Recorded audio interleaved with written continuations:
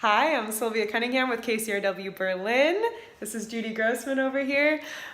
Thanksgiving is right around the corner, and so we are doing a special edition of Taste where we will show you a very simple recipe and delicious for cranberry sauce. I myself, not a cook, but I have been, it's been promised to me that this is simple to make. True?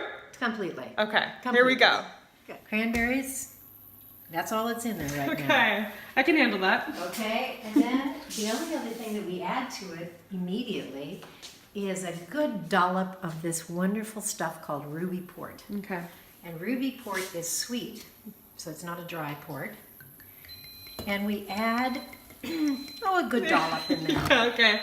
I would call that a dollop or something about. Okay. Something that looks about A right. splash. A splash. And then some. A splash, yes, exactly, and then some. And then we also add some sugar to it. Some sugar. Because as everybody knows, cranberries are very, very tart.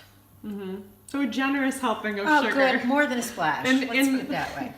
In the metric system, Yes. that's generous helping. Got it. That's why we put the recipe on the website. Right, so exactly. You don't do it the way I do it, which is to say, oh, sort of. Right. I guess that's about right. And we have to wait for them to cook. Mm-hmm. Okay. And how do they cook? How do we know when they're really cooked?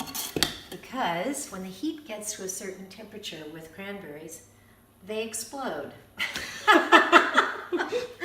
This is not to say that they fly around the room. Mm-hmm. They are simply popping their skins. Okay.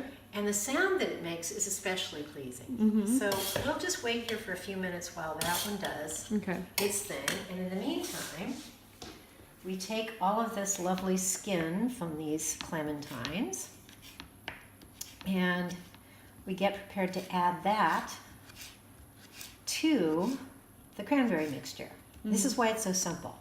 You can be doing this while that's doing that, but you don't have to do anything with that. You just simply have to watch it to make sure that they don't boil over or they don't pop out of the pan or some other untoward. In my family, my mother always said, hands are tools. And if there was a way to use your hands rather than having to find a tool or use a tool, in my family, we used our hands. Mm-hmm. So this is starting to cook. You can see it's bubbling away. And the smell is amazing. There was a pop. There's another pop. Where? Where? Listen first.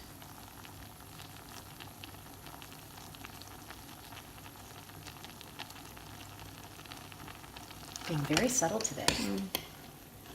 It's a little camera shy. Yeah, exactly. And you can see, all you have to do is put the back of a spoon against these, Yeah.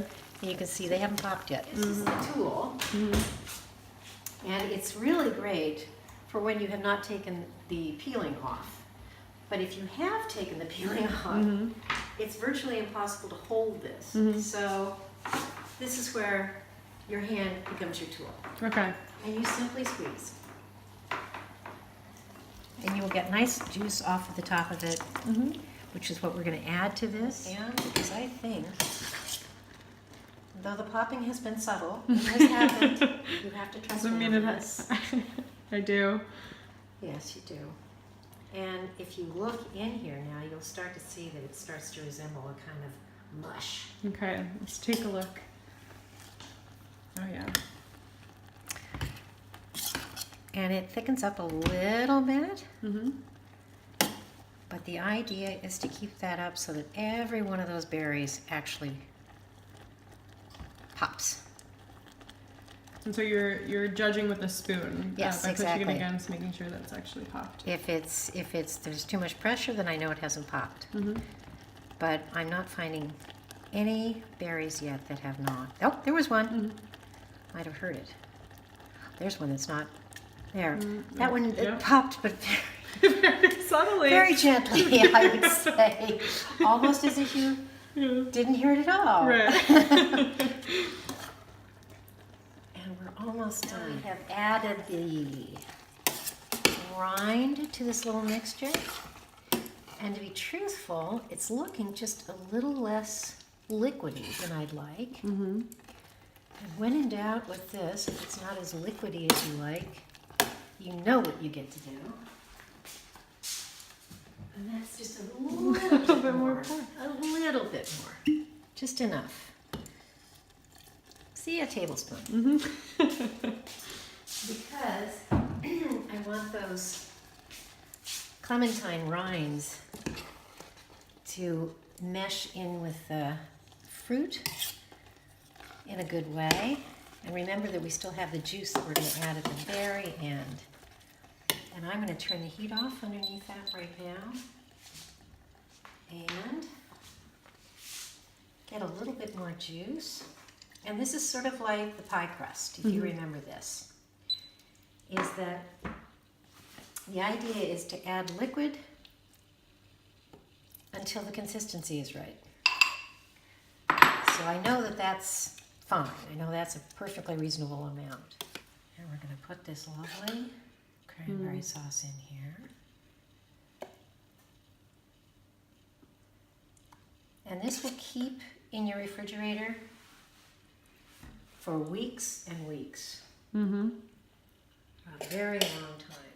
And here it is. Thanks to Judy. I can't really say that I made this myself, but I feel confident that I can in the future. So thanks for tuning in.